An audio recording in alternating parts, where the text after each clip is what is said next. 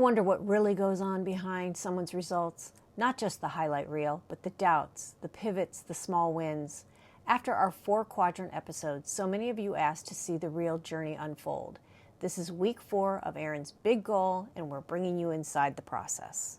Hi, everybody. Welcome back. This is week 4 follow-up to the 4-quadrant goal setting theory that we introduced a month ago. So it is a month since I made my goal, my big goal. So if you've been following along, let's just review. When I started 4 weeks ago, because this is week 4, my big goal was to lose 10 pounds by July 4th. My monthly goal was to lose 2 pounds per month. And my weekly goal was to lose half a pound a week.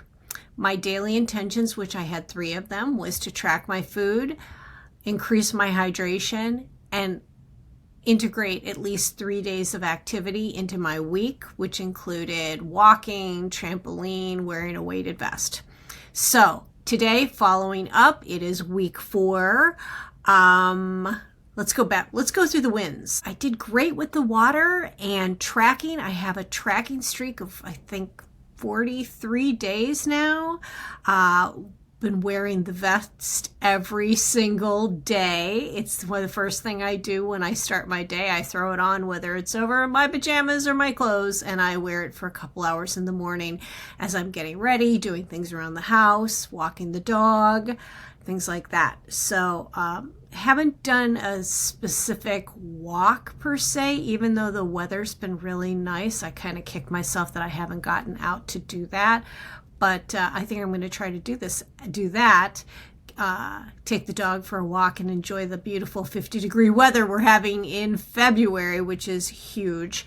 The scale. I stayed the same this week, which I'm okay with. I don't love it, of course. I mean, when you do the work, you always feel like you should be rewarded with seeing results.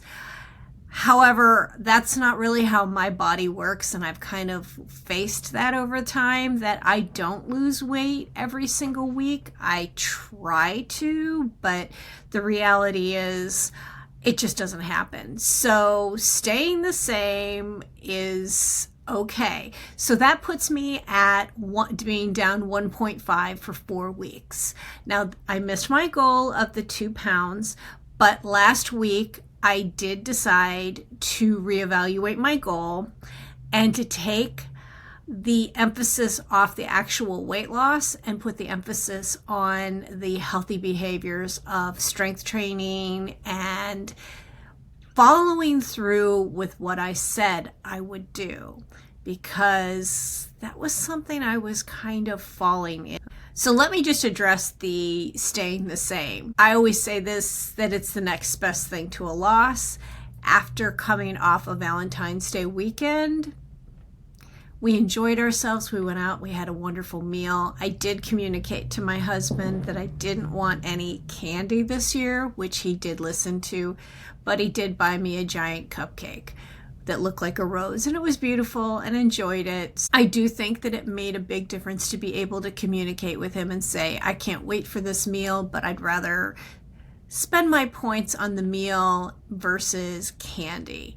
And one of the goals that I had for last week, I did not do.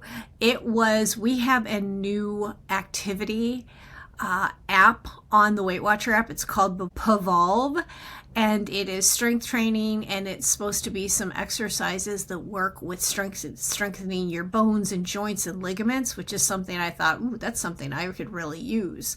All in all, I feel like it went pretty well. I am actually going to send this recording over to Jen and have her put some input, have her do a little coaching to see what she thinks of what I had to say for my follow-up. My goal, I feel like I'm going to continue what's working. I'm going to continue focusing on the hydration, the tracking, and moving my body more. Also continuing writing down the 4 quadrants on my to-do list, because I felt like with writing it down every single day, it made it more real for me, more tangible, more focused. And I do believe that is part of the reason why I actually did those things, because out of sight, out of mind sometimes for me. But that's that. I'm going to stop here and throw this over to Jen, see what she has to say, see what she needs, if she has any ideas on something to coach me through. Anyway, thanks. Here we are in the car today. This is a good chance for us to catch up after working together, and just getting it kind of following up to Erin's kind of update on her 4 weeks of working through the quadrant goals. And so you just got done listening to Erin's update, and we just thought we would check in with you from the car to kind of go through it from more of a coaching perspective. And so, Erin, first, congratulations on wearing the weighted vest, drinking all your water, your food journal, how many, 40 some days now 40, you've been tracking? It was 44 days, getting toward 50. Okay. What else am I missing? You also talked about the weight that you lost, almost 2 pounds this month, not quite what you wanted, but also just that time to kind of tweak that and say, maybe the goal isn't just the weight loss. Maybe the weight loss and the scale can kind of take a back seat, so to speak, to the confidence and the clothes and how you want to feel come 4th of July. Yes. It was close enough. When I look at it, I thought 2 pounds, maybe that'll happen. Sometimes that's a reach. Bottom line, it gave me something to focus on. Yeah. The quadrant goal, I think one of the big takeaways that I got was that in the very first episode, you said you need to visualize. Yeah. What are you wearing? Well, we all know. I'm always wondering what I'm going to be wearing. I'm always thinking, like, what's the next outfit? Yeah. So that gave me a little something to think about, but it made me visualize what it was going to be like, why I wanted that. And honestly, it became more of that anchor that when I was in situations where maybe there was something offered to me that I was, that looks pretty good. It gave me a moment to pause and say, yes, that looks pretty good, but which do I want more? Do I want what I've said I want, or do I want what's just coming to be in my vicinity that I hadn't planned for? So that was a powerful anchor for me, that it was helpful. Yeah, there's a quote, don't give up what you want most for what you want in the moment. So true. It is so true. And I have done it so many times. So I think that's one of the hardest parts, is that we make these long-term goals, but they feel so long. Like it takes so long to get to them that we get tired and we're just like, you know what? I'm just going to go for what's going to make me feel good in the moment. Easy and quick, and we know we like it. And that's where the visualization comes in, so that we can connect the dots of when I do this, when I say no to that, when I, make a conscious decision or choice, it's getting me either closer to my goals or further away from my goals. And so you had so many great learnings over the last month, so many positive wins. Since we also want to respect everybody's time and keep things kind of close, let's focus on where the challenges were. So you had mentioned that you had wanted to do one of the Pavolve videos. They're coming free right now in the Weight Watcher app, but it's also a company that has a very large library of other workouts that you can do. Right now, the Weight Watcher app is allowing us, roughly 20 to 30 maybe workouts. And so you had said you would like to try one. Right. They're roughly 20 minutes long, and you never did. So no shame, right? It's okay that we didn't do it. But if it's something that you really feel is important or aligns up with your quadrants and gets you that step closer to where you want to be come 4th of July, let's talk about why it didn't happen. What do you think got in your way? Well, I will say there were 2 things. The first one was, one of the potholes I've recognized is my underestimation of my time. I always seem to think you were going to say that. I always think I have more time than I actually do. Yeah. And I run out of time. And I left it loosey-goosey of, I'll just do that next week. I didn't have a specific day. I didn't have a specific time. It was like I was just going to fit it in along with everything else. Well, guess what? Everything else happened and it didn't get fit in. Yeah. That one was the first one. But honestly, when I did take time. I did open the app. I did Okay. look at it.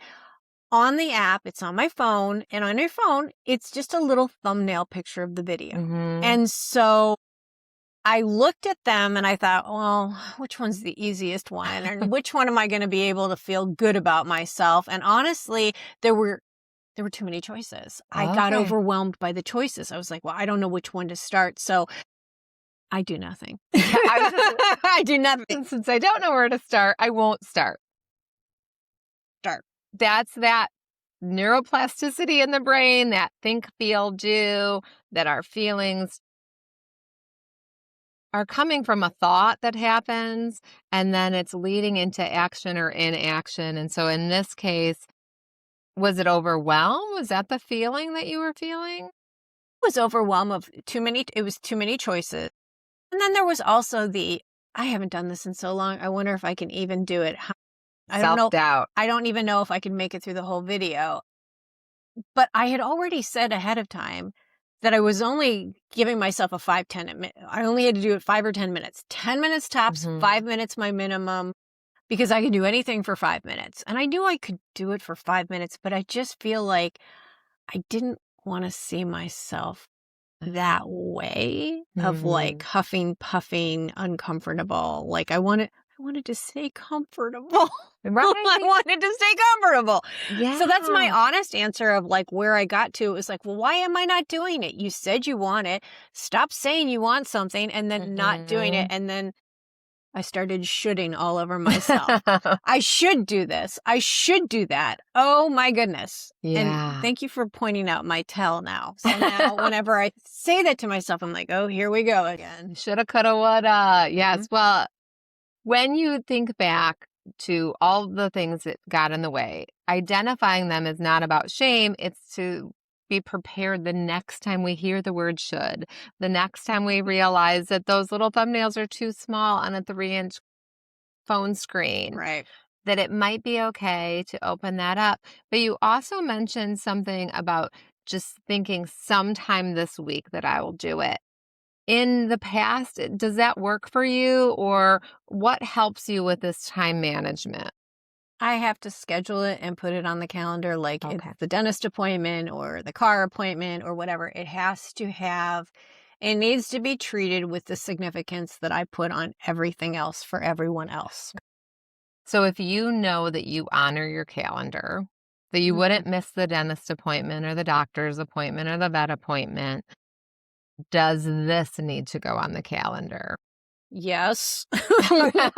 Duh. I knew that, but I don't, sometimes you just get lazy. I just, you just get overwhelmed with life and things. And it's like, all right, I'll get to it.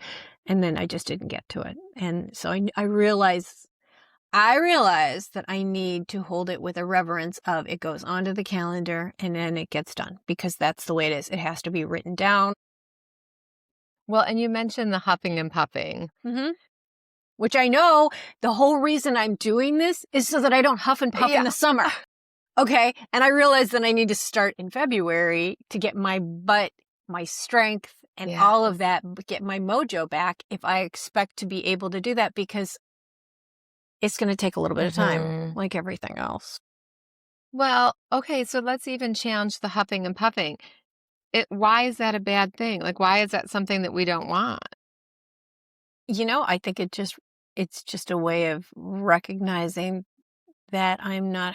So changing that perspective, if we can kind of like how you would talk to a friend, how you would talk to the younger version of you, even just changing like what huffing and puffing doesn't mean I'm out of shape. I mean, maybe it does mean, maybe that's the reality check. It's a true thought. It's a fact that, okay, I'm huffing and puffing because I don't have the lung capacity. I don't have the endurance built up.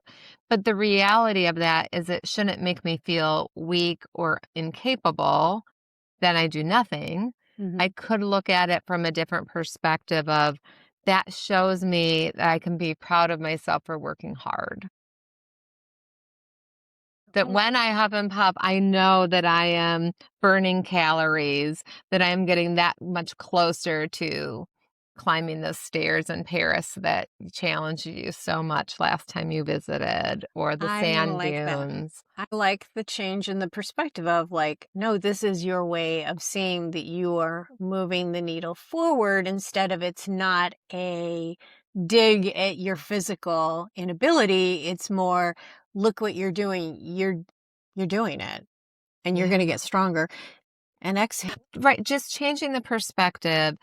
Backing up to the thumbnail being small. Maybe we're putting on the calendar that you're going to open up the app and look at all the different thumbnails. You might watch a video before you put on the calendar that you're going to actually do the workout, or to just schedule in 5 minutes. Sometimes is that why we're not scheduling it? Because for some reason we've decided, well, I should be able to find 5 minutes in my week.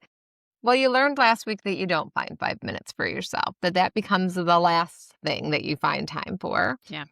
So looking at your calendar, trying to figure out, when do I have 5 minutes? When will you have your phone accessible? Can you screen share to a larger TV? Like, kind of almost, what are your excuses, and talk back to them to find out if they're reasons or if they're excuses. I think I have a little bit of free time tomorrow to spend to open them up and just play them and just see what they're like, to get an idea of what are they even doing? Do I need equipment? How long are they? And actually I looked at one, it was only 11 minutes. So I was like, well, maybe I start with that one because it's the shorter one. It's not 20 minutes, and 20 minutes feels a little bit more overwhelming. Yeah. Where if it's shorter, and the other part of it is, I already said, I don't have to finish it. I just have to try it. Most of the time, I will say, like a good percentage of the time, once I'm in, I'm okay. More than 5 I'll minutes. probably finish it and be like, what you been waiting for so long? Why'd you do that? Why was I scared to do that? Not that I'm scared. I think it's more just that uncomfortable feeling that I don't want to. You don't want to feel uncomfortable. Get comfortable being uncomfortable. Yes. Well, I've already outed myself to the internet, so. So when you run into Erin wearing her weighted vest at at the grocery store, I was trying to think where you're shopping. She wears a weighted we vest don't want to the know grocery store? Yeah, I do. Yeah. Like that's a hard thing. And you do hard things. We're doing a podcast, for goodness sake. You do hard things. She does all the editing for the podcast and the creating and the posting and all of that. But all of a sudden, a tiny little thumbnail of a workout video can derail us. And that's why we're talking this out loud for all of our listeners, to just say, you're not the only one whose thoughts and feelings are getting in the way of your success. But once we identify what we want and we can visualize it, we're going to be that much closer to making it happen. Yes. Yeah. I already feel better now. Thanks for the talk, Jen. Yeah. Sometimes you just got to hear our excuses out loud. The power in saying it out loud is so cathartic. And I know a lot of people don't want to say those things out loud. You won't break. You won't fall apart. You might actually feel a little lighter because you're letting that off. It's like getting it off your chest of like, this is why it's bothering me. This is why I'm not doing it. And that you find your way to the answer. I found my way to the answer. Thanks. Yeah. So it's like, what if I can't do it? Well, what if you can? No kidding. Question is, do you guys want us to continue doing this? Erin's going to go for this goal till July 4th. So yeah, I mean, we've got time. Or we check in monthly. Yeah, but let us know. If this has been helpful to you, give us a comment, give us a share, give us a thumbs up. We see many of you in person, so not everybody, not the whole internet. And they have let us know that this has been a nice tool. Most of us, we feel like it's only us that has the problem, that we're the only person in the whole world who thinks that way. And so if this helps you at all, you're not alone. Not alone. Nope. So you are more than the number on the scale, and you deserve to live a life beyond it.